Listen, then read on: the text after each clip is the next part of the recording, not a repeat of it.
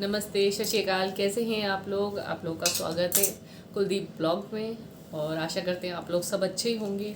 और हैप्पी भाई दूज, क्योंकि जब मुझे पता चला तभी मैंने बोला आपको, नहीं तो मुझे पता नहीं चलता। और हमारे यहाँ तो मनाते ही नहीं है, यानी भाई दूज नहीं करते हम लोग, तो बस इसलिए पता नहीं चलता।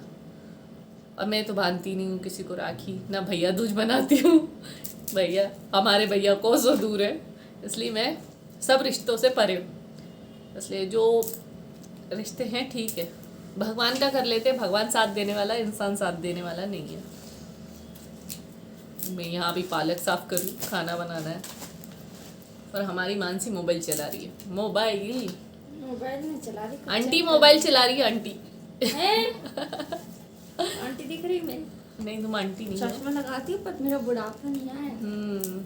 चश्मा सिर्फ सेफ्टी के लिए। वही तो, आज तो हम मरते मरते बचे हैं। गैस के पाइप से खराब हो गया हमारा गैस का पाइप। गैस जलाने गई हूँ, उतने में उसने आग पकड़ ली। तो मैंने फिर उसको फटाफट वहाँ से अलग किया, टेप लगाया, क्योंकि रात हो रही थी तो फिर इस वजह से कुछ कर नहीं पाए। अब कल जाएंगे, कल सुधारेंगे उसको। यानी यार गैस वाले दुकान पे लेके जाएंगे और वो सुधारेगा।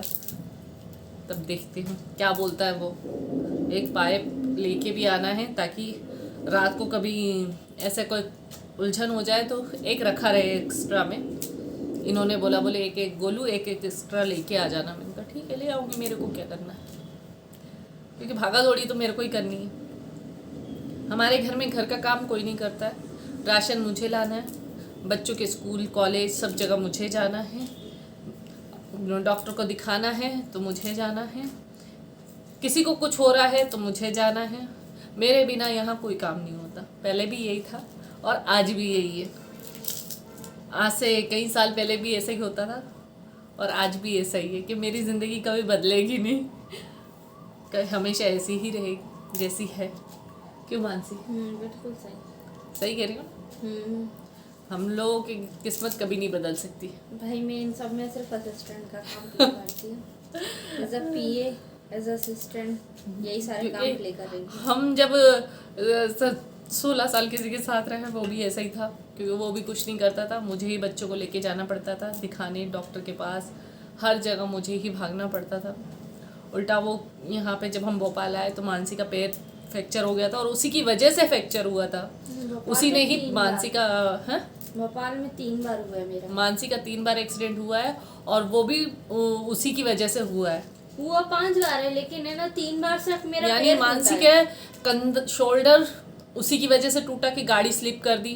दारू पीने के बाद संभलती नहीं थी उससे गाड़ी। हाँ, कंधा टूटा है। और क्या है? कंधा, ये कलाई, और ये दोनों पैर 4 बार टूटे। ये दोनों पैर भी एक बार बस मेरे वजह से टूटा था, क्योंकि मैं चलते चलते ही गिर गई थी। और जब दिखाने की बारी आती थी तो मैं उससे कह देती, शाकर अली में 5 रुपए का पर्चा बनता था उस टाइम पे। आज तो 10 रुपए का पर्चा। उस टाइम पे पैसे नहीं होते थे। 2013 की बात बता रही हूँ मैं, जब मैं कुछ भी नहीं करती थी। सिलाई से बड़ी मुश्किल से पैसे, यानी तब मैं सिलाई भी नहीं आती थी मुझे। मैं सिर्फ घर में ही रहती थी, हाउसवाइफ थी और कोई काम नहीं करती थी, घूंघट में ही रहते थे।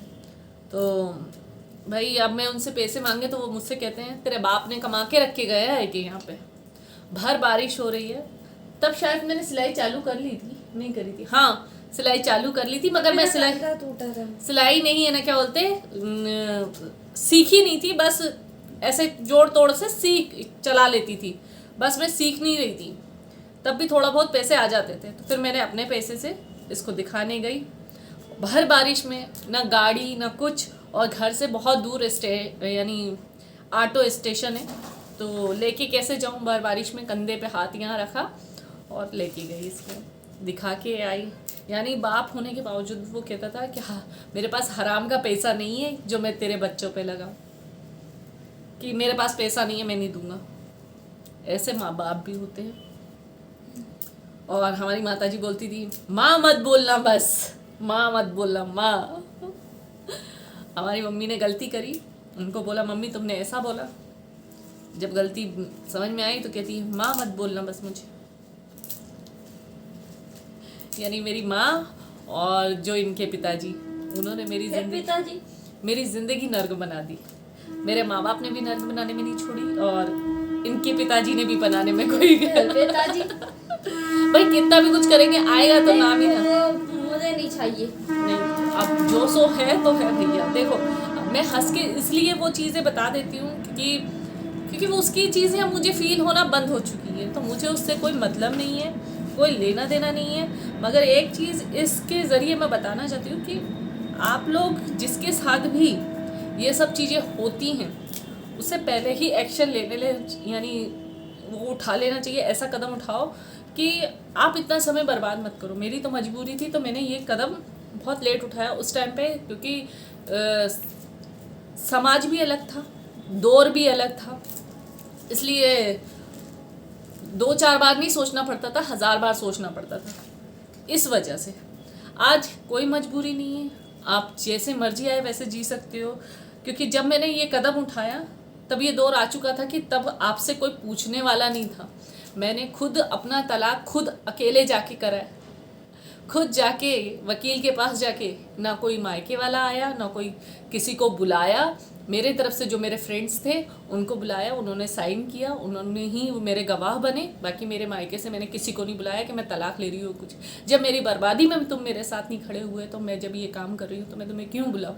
मैंने जो भी फैसला लिया अपने लिए लिया और अपने खुद के लिए। जब मैं अलग भी हो रही थी तो मैंने मेरे माँ बाप से नहीं पूछा, मेरे ससुराल वालों से नहीं पूछा, किसी से नहीं पूछा। ये फैसला सिर्फ मेरा अकेले का था कि मैं अलग हो रही हूँ। तलाक भी मैंने अपने दम पे ली, घर भी मैंने अपने दम पे छोड़ा, अपने बच्चे लेके निकली। तब मैं 3.5 महीने प्रेग्नेंट थी।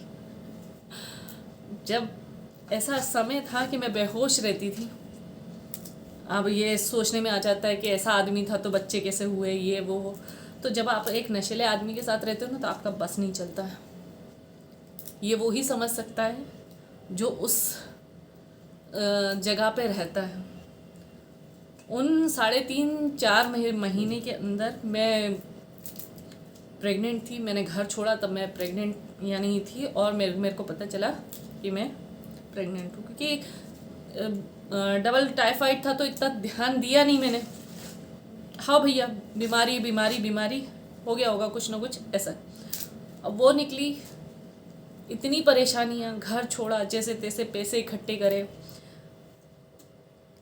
घर लिया, बच्चों को रखा। 1 महीना भी शायद नहीं हुआ था, है ना? 1 महीने के अंदर मैंने डीएनसी करवाई।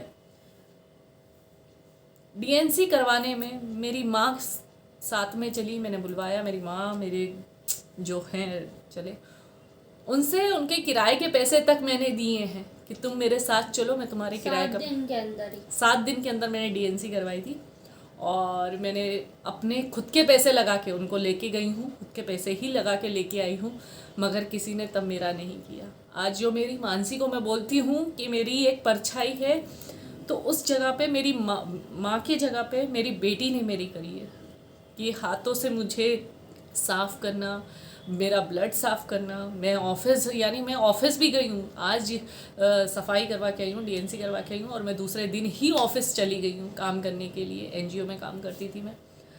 वो टाइम मैं कभी नहीं भूल सकती अपनी लाइफ का कि मैंने कैसे कैसा समय निकाला और कैसे कैसी चीज़ें देखी। तो मैं अपने जीवन में बहुत एक ये चीज़ कह सकती हूँ कि मेरी माँ ने मेरा साथ नहीं दिया। मेरी माँ मेरी जैसी यानी मेरी माँ नहीं बन पाई, मगर मेरी बेटी है वो मेरी माँ बन चुकी है।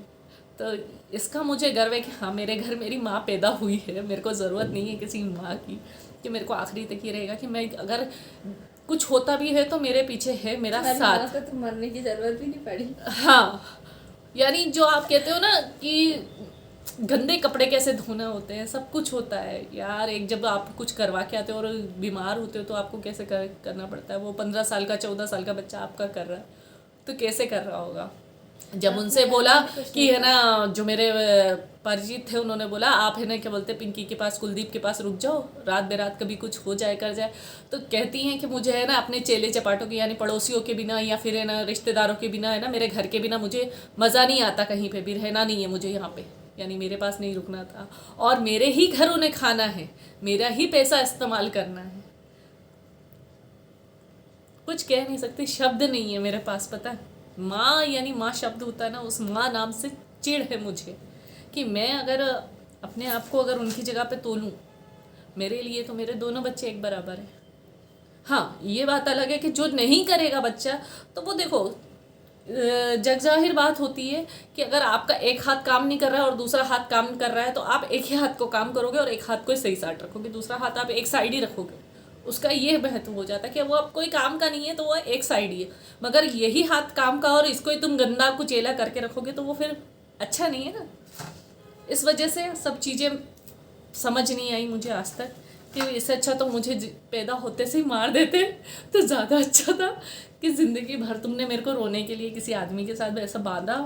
ऊपर से जब घर छोड़ रही थी तब भी यही हाल हुआ।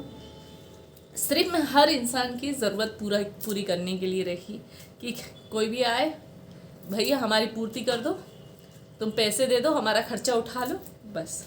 मेरे बच्चों की ज़िंदगी किसी ने नहीं देखी कि चलो यार हमारे नाना यानी बच्चे हैं, जो भी है जैसा भी है ठीक है ना। मेरे ससुराल वालों ने देखी, मायके वाले तो अलग ही हैं, उनके तो बच्चे नहीं थे, मैं ही उनकी थी, मगर ये तो उनके नहीं थे, उन्होंने भी नहीं देखा। हम यानी हमने घर छोड़ने के बाद उन्होंने पलट के ये नहीं देखा कि वो बच्चे जिंदा है कि मर गए हैं कि कहाँ है कहाँ नहीं है। हमने तो सिर्फ ये सोच लिया था कि हमारी ज़िंदगी में है नहीं। वो रातों को फ़ोन लगा के यानी कुछ ना कुछ बोलता रहता था, चिल्लाता रहता था, गाली गलौज करता था, तो हम जवाब नहीं देते थे, हम शांत रहते थे कि हमें पता भैया अभी हमारा समय नहीं है। जब समय बोलता है ना तो बहुत अच्छी तरीके से बोलता है। अच्छी लाइफ जी, अकेले रही, बहुत अच्छी तरीके से रही, नौकरी करी, सब कुछ करा। आज इसलिए ये सब चीज़ें बता रही हूँ कि कल को आपकी बेटी के साथ कभी ऐसा हो तो आप उसको दूर मत करना, क्योंकि बहुत मुश्किल से बेटियाँ संभलती हैं। और कभी ऐसा हो तो अपनी बेटी को जब 9 महीने पेट में रखने का दम रखते हो ना तो सारी ज़िंदगी भी रखने का दम रखो, नहीं तो कभी पैदा मत करो बेटियों को, पैदा होते से जहर दे दो। अगर आपकी बेटी गलत है तो बिल्कुल साथ मत दो, मगर आपकी बेटी सही है तो जहाँ आपने 9 महीने पेट में रखा वहाँ आखिरी सांस तक अपने साथ रखो। नहीं तो बिल्कुल कोई ज़रूरत नहीं है बेटियों को। बेटी पढ़ाओ बेटी बचाओ ये कोई नारा लगाने का कोई मतलब ही नहीं है। जब आप खुद अब माँ बाप होके या फिर कोई होके कैसे बोल सकते हैं या कर सकते हैं, बचा नहीं सकते अपने बच्चों को। बहुत मुश्किल के बच्चे हैं, बहुत। मैंने तो बहुत मेहनत करी मेरे बच्चों को, यहाँ तक आज भी करती हूँ, भागा दौड़ी सब दूर से। वो तो महान आत्मा था हमारी ज़िंदगी का, कीड़ा था पता नहीं क्या था। मैं तो सोचती भी हूँ तो ये सोचती हूँ कि रात को भैया आएगा गाली बकेगा रात के 2-2 बजे तक मुझे सुनने को मिलेगी। यानी बहुत मारता भी था पीटता भी था। कभी कभी तो ऐसा होता था कि पूरी रात भर ही नहीं चिल्ला चोट करता रहता था, सोता नहीं था, यानी पागलों जैसे चिल्लाता था। उसका माइंड थोड़ा सा कमज़ोर था। उसके माँ बाप भी उसकी तरफ ध्यान नहीं देते थे, बस है ना उसको नौकर की तरह रखते थे। 50 रुपये रोज़ पे दे देते थे पीने के लिए बस। और उससे बोलते थे, कभी दीपावली आती थी कि है ना बच्चों के लिए कपड़े लेने, हाँ कल ले आऊँगा, हाँ परसों ले आऊँगा, आज गिराकी नहीं है, आज फलाना नहीं है, आज ठिकाना नहीं है। अरे ऐसा कैसे हो सकता है? एक बाप अपने बच्चों के लिए नहीं, और वहीं देवर के बच्चों को लेके चला जाता था घुमाने के लिए, स्कूल छोड़ने के लिए, वहीं बच्चों को लेके नहीं जा रहा मेरे बच्चों को। यहाँ तक कि मेरे बच्चों की यहाँ भोपाल में आने के बाद 4 साल तक तो फीस ही नहीं भरी थी स्कूल की। हमने मानसी की है ना बीमा पॉलिसी थी, उसने बीमा पॉलिसी के ऊपर लोन लिया, 20,000 रुपये स्कूल में भरे और 20,000 रुपये की उठा के दारू दे दारू दे दारू दे दारू। वो जब तक 20,000 ख़त्म नहीं हुए तब तक उसने दारू नहीं छोड़ी। यानी अति होती है ना, अति वाली दारू देखी है मैंने अपनी लाइफ में।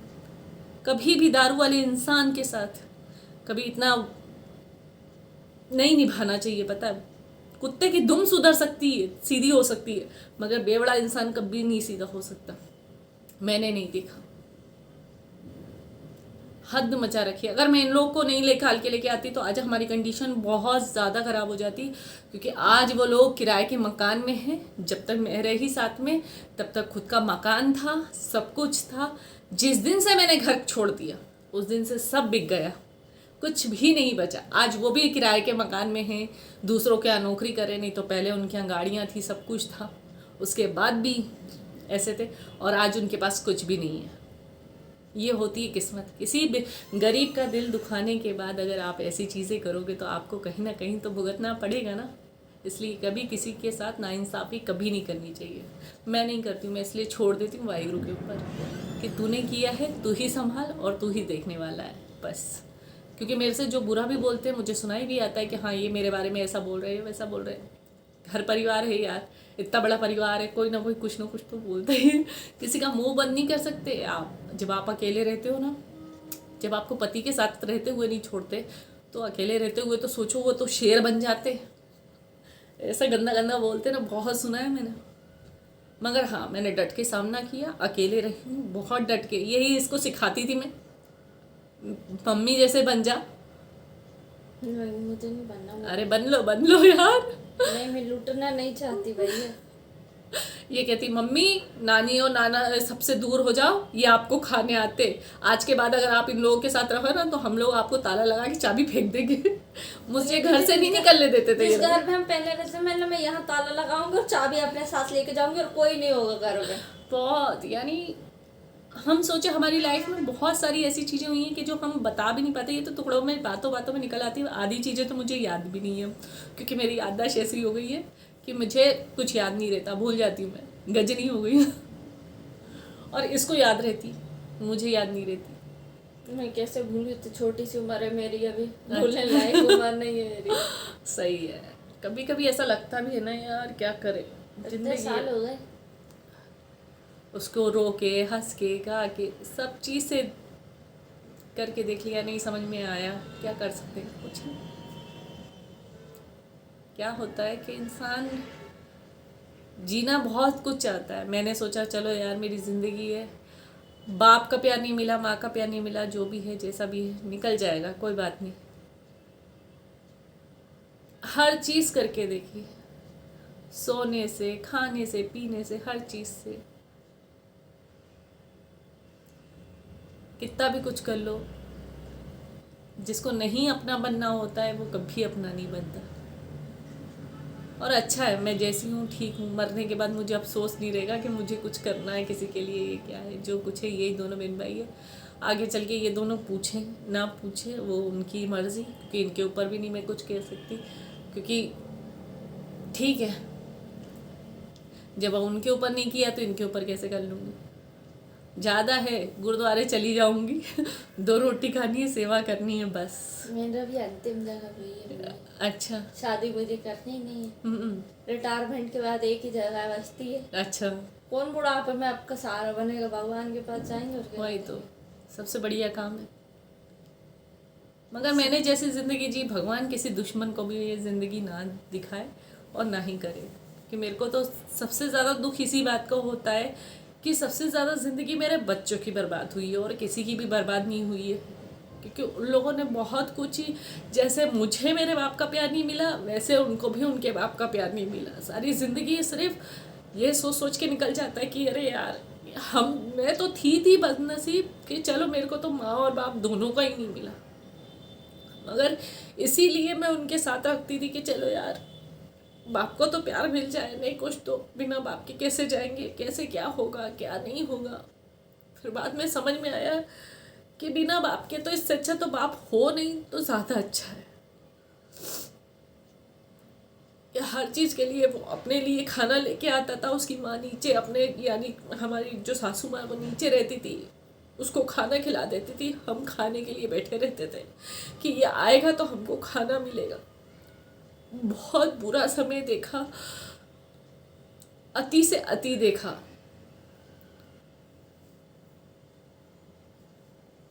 कहते ना सबकी एक ना एक दिन कुछ ना कुछ खत्म हो जाता है। आज वो अति बची नहीं बची, एक कहते बहुत अच्छे से संभाल के रखा था हमने उसको कि कोई नहीं होगा। हर बार यही समझाते थे, देख तेरा कोई भी नहीं होगा, जो भी होगा हम ही होंगे, तू हमारे साथ ऐसा कर रहा है, ये ना हो कि तुझे आखिरी में छोड़ दे।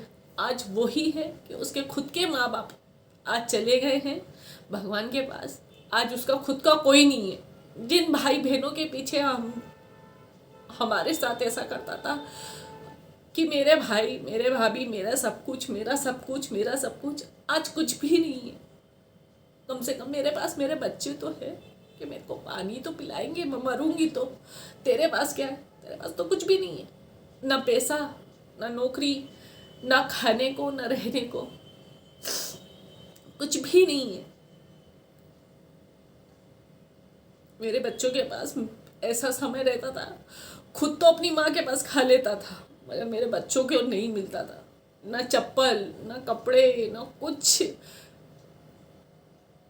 मानसी जब दूसरे चाचा को देखती थी अपने बच्चों के साथ रहते हुए तो कहती थी मम्मी हमने ऐसी कौन सी कुछ किया है जो हमारे साथ ऐसा होता है कि हमारे पापा ऐसे नहीं है।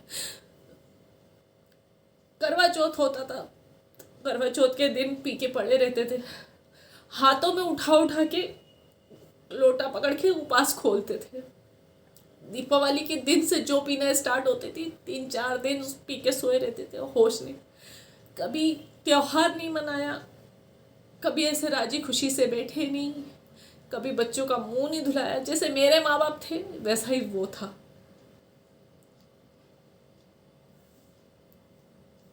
यानी अच्छाई कुछ थी ही नहीं उसमें कि अपने बच्चों के लिए तो अच्छा कर देता, मेरे लिए तो बुरा किया, अपने बच्चों के लिए तो कर देता कम से कम। ऐसे बाप ना हो तो ज़्यादा बेटर है।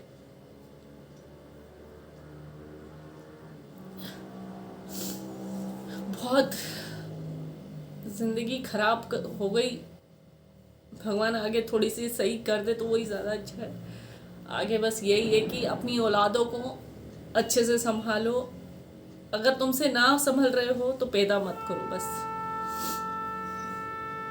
क्योंकि जब आप शादी में बनते हो तो किसी एक की नहीं चलती, वहाँ पूरे परिवार की चलती है। जैसे हमारे दोनों बच्चे हुए हैं तो पूरे परिवार की चली है कि मानसी होने वाली थी, हाँ होने दो पहला है होने दो, बाद में क्या पता। राजवीर हुआ है तो लड़के के पीछे हुआ है कि हाँ चलो ठीक है गोद भरवा देंगे लड़का हो जाएगा। इससे मेरे दोनों बच्चे हो गए। बहुत मुश्किलों से बच्चे पाले हैं मैंने। जिंदगी इतनी बेकार नहीं थी जितनी बन गई। लोग घर छोड़ने के बाद बच्चों को देखा, नौकरी करी, बहुत सारी चीज़ें ऐसी आई जो मैं करी भी नहीं भी। कुछ चीज़ें ऐसी हुई जो आप बोल भी नहीं पाएंगे।